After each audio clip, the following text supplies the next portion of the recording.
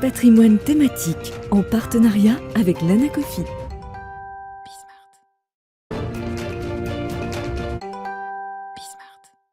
Et on commence donc comme tous les jours avec Patrimoine thématique, un patrimoine thématique consacré tous les mardis aux investissements un peu plus éloignés des investissements traditionnels. Et aujourd'hui, nous allons nous poser la question de l'investissement dans l'or, mais on va regarder des façons parfois un peu originales de s'exposer à cet actif, avec notamment les entreprises minières. On en parle avec Arnaud Duplessis, gérant action thématique, spécialiste de l'or et des ressources naturelles chez CPRAM. Bonjour Arnaud Duplessis. Bonjour Nicolas. Bienvenue sur ce plateau. Alors effectivement, je le disais en introduction, aujourd'hui là, c'est une journée qui est normalement consacrée aux investissements moins traditionnels. Je ne sais pas si on peut parler d'un investissement moins traditionnel pour l'or. En revanche, c'est un investissement qui n'est pas forcément d'actualité aujourd'hui. On parle beaucoup des actions, on parle beaucoup d'autres types de placements. On a l'impression que l'or est un petit peu oublié dans le mix des investissements actuellement. Oublié, effectivement, c'est le bon terme, puisque l'année 2021 aura été une année un peu pour rien, puisque les cours de l'or libellés en dollars américains sont en retrait d'à peu près 4 à 5% en fait depuis le début de l'année. Les mines qui offrent traditionnellement un effet de levier de l'ordre de 2 à 2,5 fois sont en baisse de 8 à 9%. Et ça à comparer avec des actions globales qui sont en progression toujours en dollars américains en hausse de l'ordre de 25% depuis le début de l'année. Et alors, comment est-ce qu'on peut expliquer ce désintérêt des investisseurs et ce cours de l'or qui, du coup, a du mal à progresser, puisque on a connu la période entre août 2018 et août 2020, où là, il y a eu une forte progression du cours de l'or. Donc là, c'est quoi? C'est une période de consolidation indépendante de l'actualité, ou au contraire, c'est parce qu'il y a des opportunités sur les marchés actions et que, du coup, de fait, il y a un effet de vase communicant, les investisseurs vont moins sur l'or? Alors c'est un petit peu tout ça à la fois. Je dirais l'or a parfaitement bien joué son rôle de valeur refuge pendant les périodes que vous avez citées. Donc ça a été un actif de diversification pour les investisseurs durant ces périodes difficiles. Et dans cette période qui a dépassé, je dirais, les attentes des plus optimistes, on peut le dire, depuis le début de l'année, et bien fort logiquement, en fait, les investisseurs ont délaissé en fait ces actifs pour s'orienter vers des actifs plus risqués. D'accord. Maintenant, eu égard au niveau atteint par les marchés d'actions, qui sont pour la plupart proches de leur plus haut historique, le moment est peut-être venu de se réintéresser à cette thématique à l'horizon, je dirais, de l'année 2022, en fait, qui s'annonce peut-être plus mouvementée que ce qu'on a pu connaître jusqu'à maintenant. C'est ça, c'est votre conviction. Quand on voit tous les records battus, que ce soit sur les indices américains ou même plus récemment sur l'indice français, vous dites attention, du coup, peut-être qu'on a déjà consommé une bonne partie du potentiel de hausse et que du coup, l'or pourrait redevenir un placement intéressant. Oui, parce que c'est un petit peu notre interrogation par rapport au niveau de valorisation élevé atteint par les marchés d'actions en général. Et il faut avoir en tête en fait que l'or est un véritable actif de diversification. C'est un des actifs parmi les moins corrélés aux actions globales, avec un coefficient de corrélation qui est proche de 0. Vous savez, on dit souvent en bourse qu'il ne faut pas mettre tous ses œufs en fait dans le même panier. Donc détenir en fait dans son portefeuille, je dirais, un pourcentage d'or, qui reste à déterminer en fonction de son aversion au risque, permet en fait de monitorer la volatilité de son allocation globale. Mais alors, justement, cet investissement dans l'or, c'est quoi? C'est une valeur refuge, c'est-à-dire qu'on y va quand on a peur d'aller sur autre chose, ou c'est un actif de diversification, comme vous venez de le dire? Je dirais que c'est un petit peu les deux, mais c'est un actif en fait qui se comporte d'autant mieux en fait dans un environnement de taux d'intérêt très bas. Et je pense que là est la clé effectivement. Voire même négatif? Voilà, et en particulier les taux réels en fait, donc le différentiel entre les taux nominaux et les perspectives d'inflation, ou l'inflation en fait proprement dit. Et comme vous le savez en fait depuis maintenant un temps relativement long, nous sommes dans un territoire très négatif à ce niveau-là. Et je dirais la clé pour la période à venir, on parle de plus en plus d'inflation, c'est un terme en fait qui avait disparu un peu de notre vocabulaire dans les pays occidentaux depuis plusieurs dizaines d'années.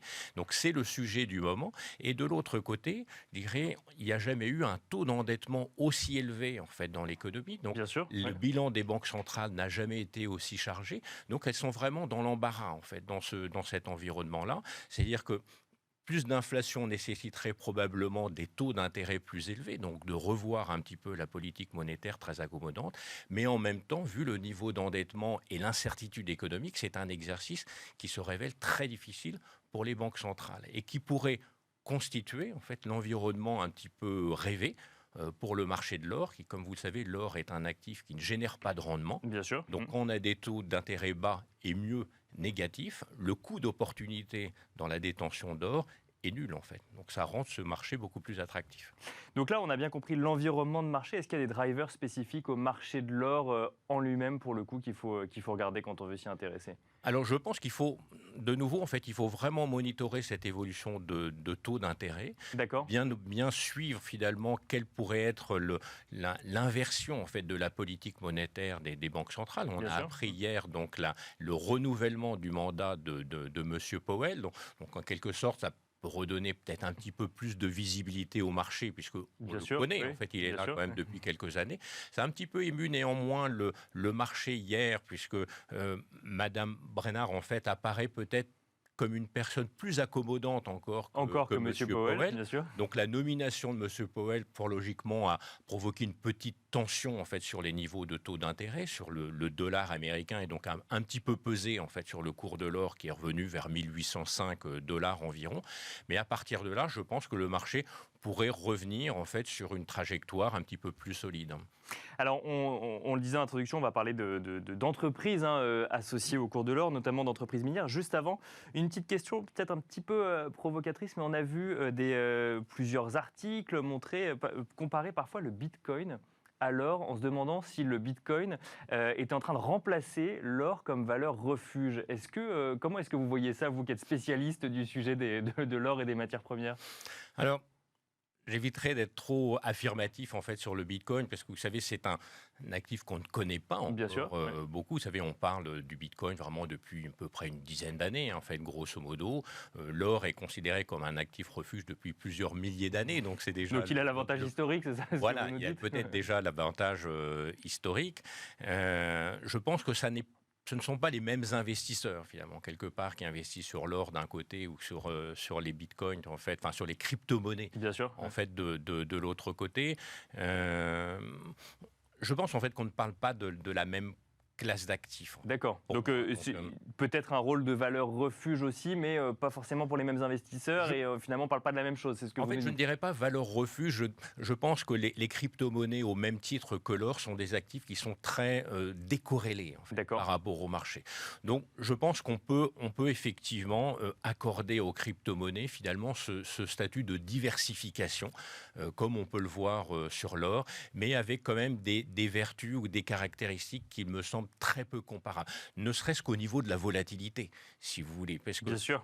l'or a une volatilité qui est même inférieure en fait à celle des indices boursiers. Les mines d'or sont quand même un petit peu plus volatiles, mais la volatilité des crypto-monnaies est absolument stratosphérique, si vous voulez. Donc un actif défensif, enfin classifier un actif défensif avec une volatilité de plusieurs centaines de pourcents me paraît un petit peu discutable. Et alors justement, ces mines d'or qui sont un petit peu plus volatiles, donc c'est une manière un peu différente d'investir dans l'or, puisqu'on ne va pas acheter de l'or papier, entre guillemets, et suivre le cours. On va s'exposer finalement à une activité d'extraction d'or. Alors comment ça fonctionne? Ça veut dire qu'on prend des actions d'une entreprise minière? Voilà, donc nous gérons des fonds qui sont investis en fait dans des sociétés minières, donc qui extraient l'or, donc qui bâtissent des mines, qui les exploitent et qui revendent, je dirais, l'or sur le marché. C'est une façon, je dirais, plus dynamique en fait de s'intéresser au marché de l'or. Ce sont des sociétés industrielles donc qui ont des coûts d'extraction. Les coûts d'extraction globaux de l'industrie minière aujourd'hui, en fonction des facteurs qu'on prend en considération, sont entre 1000 et 1200 dollars par once d'or, donc environ 31 grammes, sachant que les cours de l'or aujourd'hui sont à 1800. Donc vous voyez, ce sont des marges qui sont tout à fait conséquentes.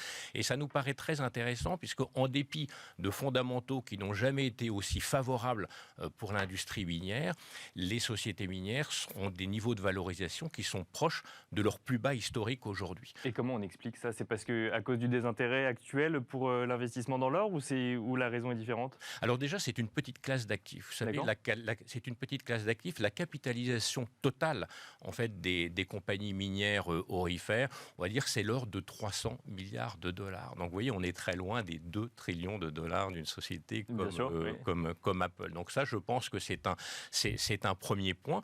Ensuite, je dirais, depuis l'apparition des ETF adossés à l'or physique, je dirais au début des années 2000, il y a eu effectivement une certaine concurrence de ces produits par rapport à l'or. Maintenant, il me semble que c'est un point d'opportunité, enfin une zone d'opportunité à observer pour donner juste un petit point de repère par rapport au point haut que les cours cours de l'or avait atteint en septembre 2011. On est aujourd'hui à peu près 5% en dessous en fait, de ces points, et le cours des mines d'or est grosso modo 50% en dessous. Et alors que leur situation... En dessous de leur propre valorisation, non, c'est ça 50% en dessous du niveau qu'elles avaient en septembre 2011. D'accord. Vous voyez, et en dépit de fondamentaux qui sont aujourd'hui beaucoup plus favorables. Elles sont quasiment pas endettées, elles génèrent beaucoup de cash, certaines commencent même à payer des dividendes importants à leurs actionnaires. Donc c'est une situation qui interpelle et qui doit être observée. Qui interpelle effectivement, et ça s'explique comment? Par des effets de mode peut-être sur les marchés ou Oui, parce que vous savez, on est dans des marchés de flux, on le voit bien, je dirais, il y a des thèmes, en fait, à la fin de l'année dernière, ce sont par exemple toutes les sociétés de ce qu'on appelait la clean tech, en fait, bien sûr, qui a beaucoup progressé, qui bien reculé, en fait, depuis le début de l'année. Après, on passe sur les grandes valeurs technologiques, par exemple. Vous voyez, donc c'est une rotation, en fait, une question de rotation d'actifs. Pour conclure, Arnaud Duplessis, quand on est convaincu par un investissement, j'aime quand même poser la question du risque. Il est où le risque sur les mines d'or? C'est quoi? C'est un risque RSE qui va concerner l'épargnant? Alors, le risque RSE existe effectivement, mais je pense que l'industrie minière en est bien consciente.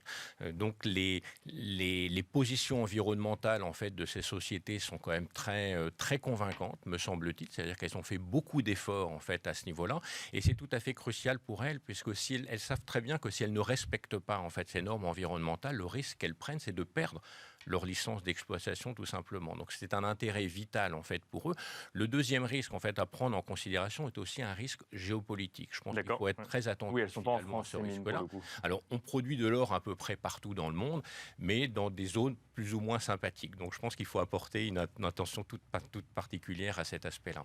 Merci beaucoup Arnaud Duplessis d'être venu nous parler de cet investissement dans l'or et plus particulièrement dans les mines d'or. Je rappelle que vous êtes gérant action thématique spécialiste de l'or et des ressources naturelles chez CPRAM. Et quant à nous, on se retrouve tout de suite dans Enjeu Patrimoine.